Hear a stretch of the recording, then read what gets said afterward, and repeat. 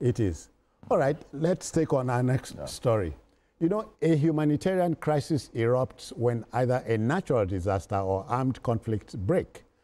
The conflict in the case of Benue State is a driver of humanitarian needs, whereupon people are forced to flee their homes and disrupting essential services.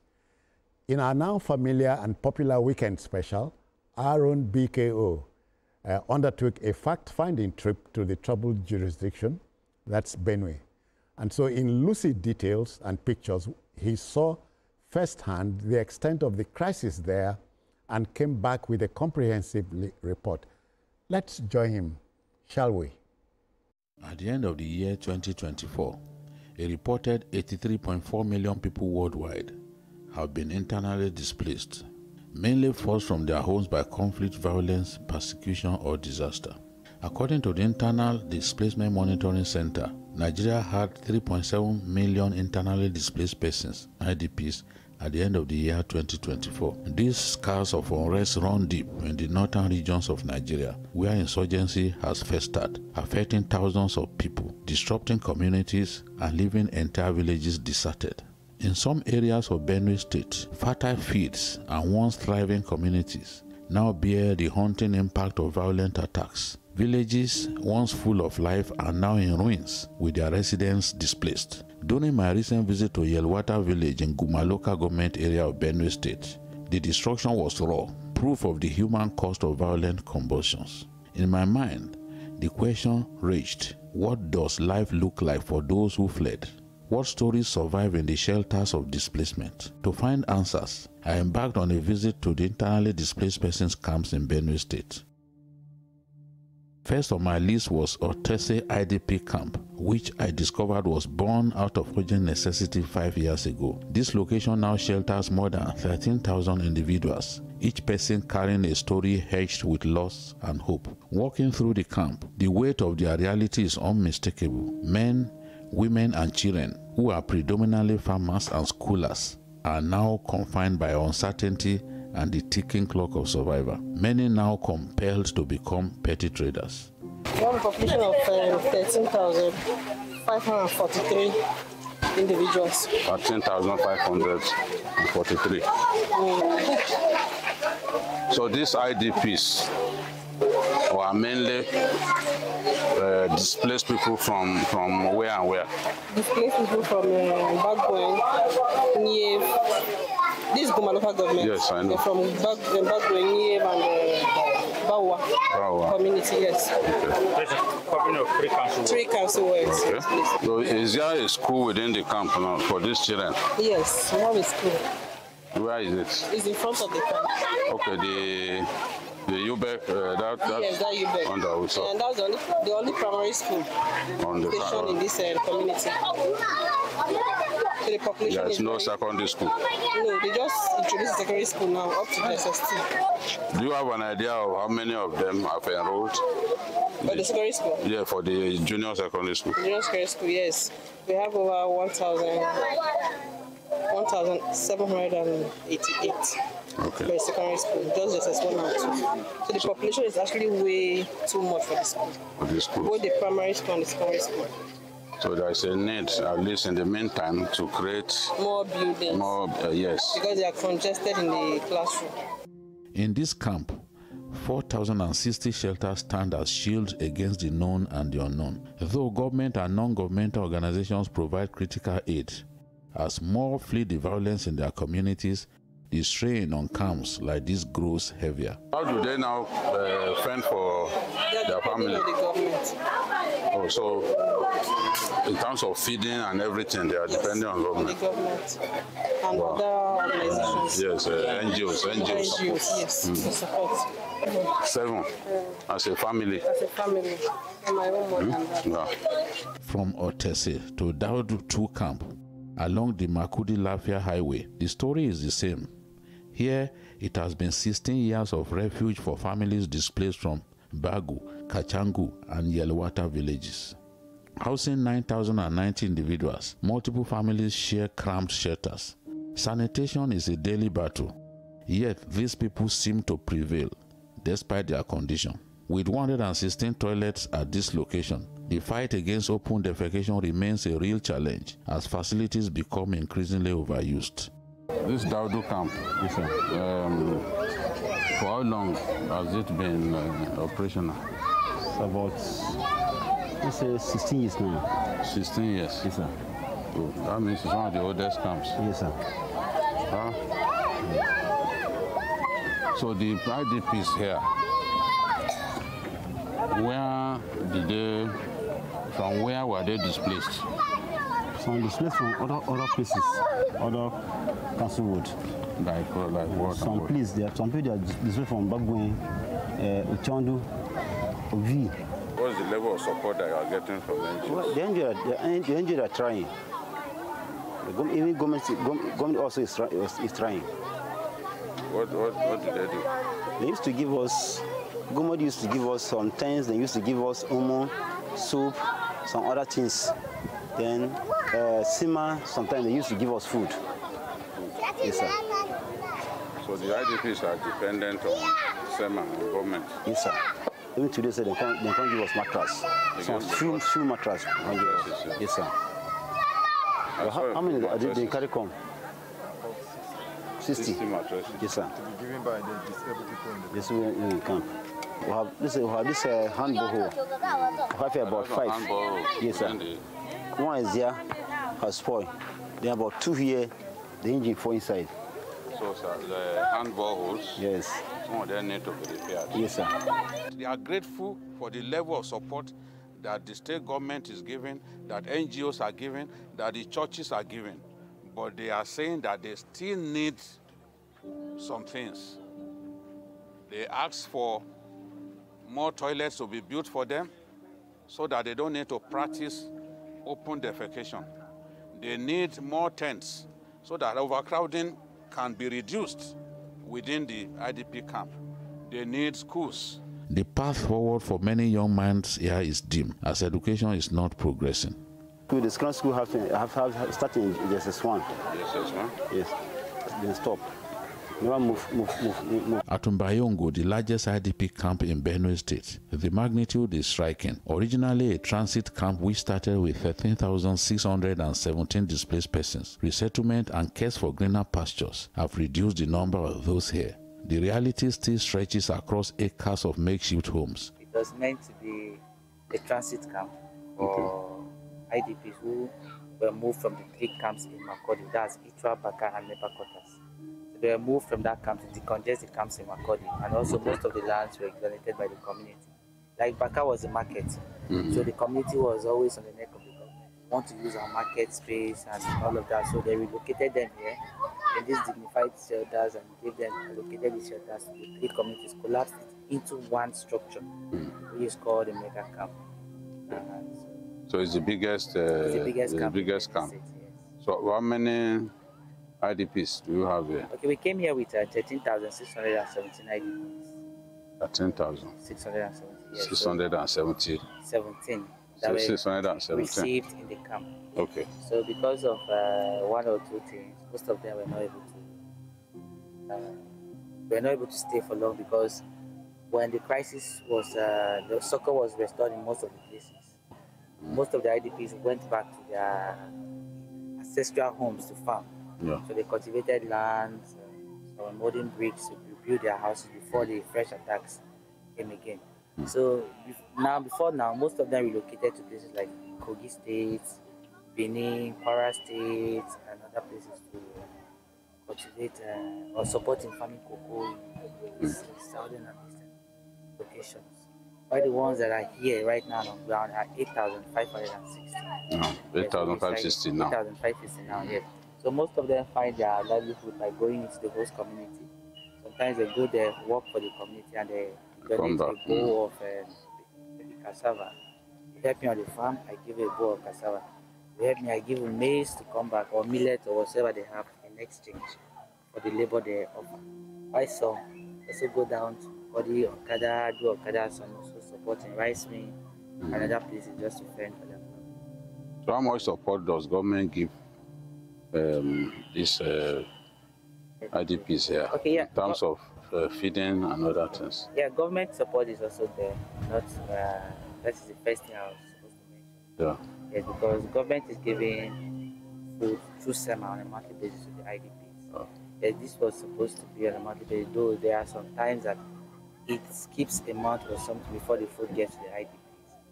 And so when the food comes, it is distributed across the camps, and everybody gets. Though it is not something they can use or eat for a very long time, but it stays for a while and then it finishes. So livelihood is one of the biggest gaps we have in the camp here. Generosity from groups across Nigeria, like this team from Jos Plateau State, brings sustenance and dignity.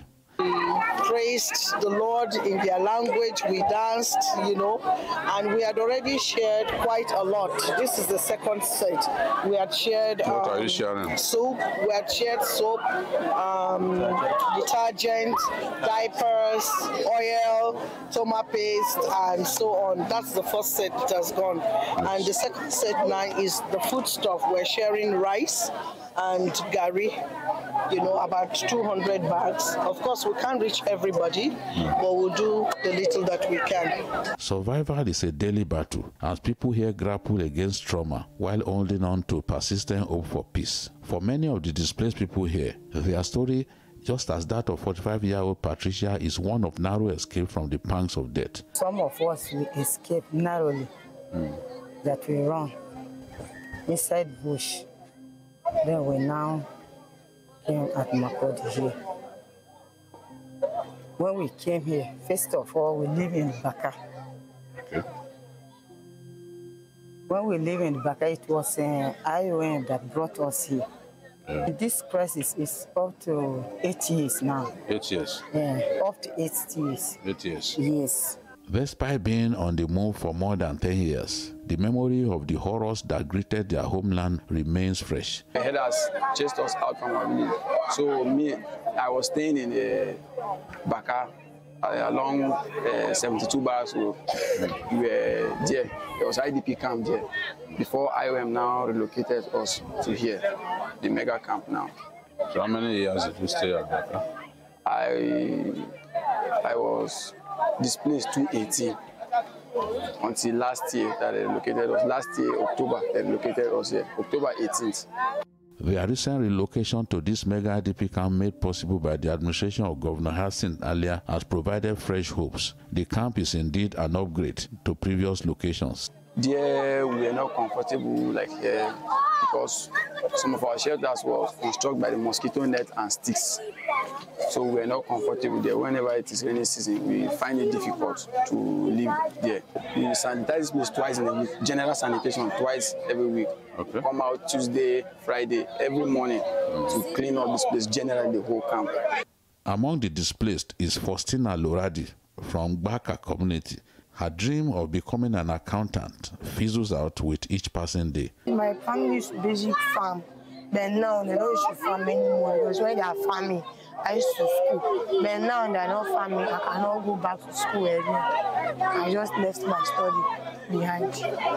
It's in this camp, some people came, we learned to bake cake, soap. That is to making of it. So what would you like to become when things become normal again? Before my dream was accounting. You are good in maths. Access to education is a fragile promise. Most children do not make it past junior secondary school. Their futures tied to the fragile reality of life in the camp. We have a lot of children out of school. These children are out of school for many years. Yeah. So the particular time we are here, we are pleading with government. That's a big dimension to this problem. Yeah, it's government, yes. Out of school children. Out of school children. They should come and at least assist us with learning materials, classrooms, and the rest of them. There are no classrooms here. Yeah, we have schools here. We have schools, but we don't have structures.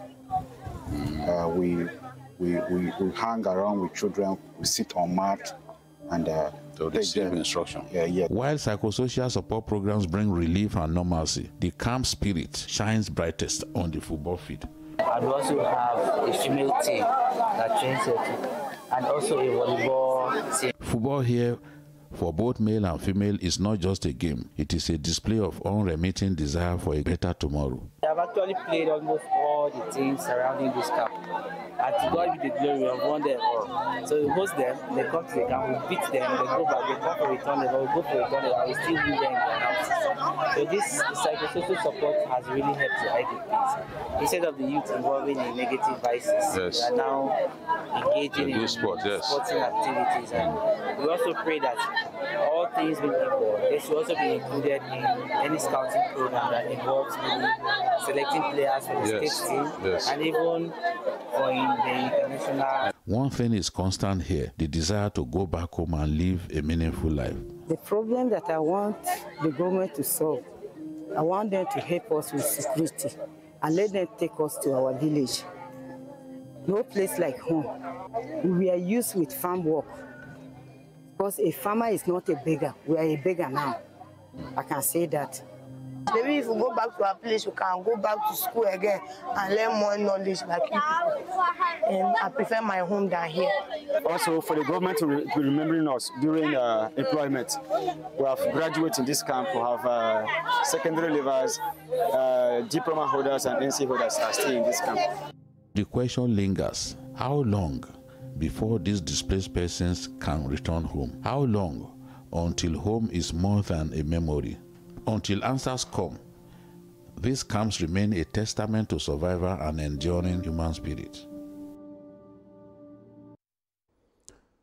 Yeah, Wally, you know, the tragedy of a crisis like this is that it uses man's best to do man's worst. Sure.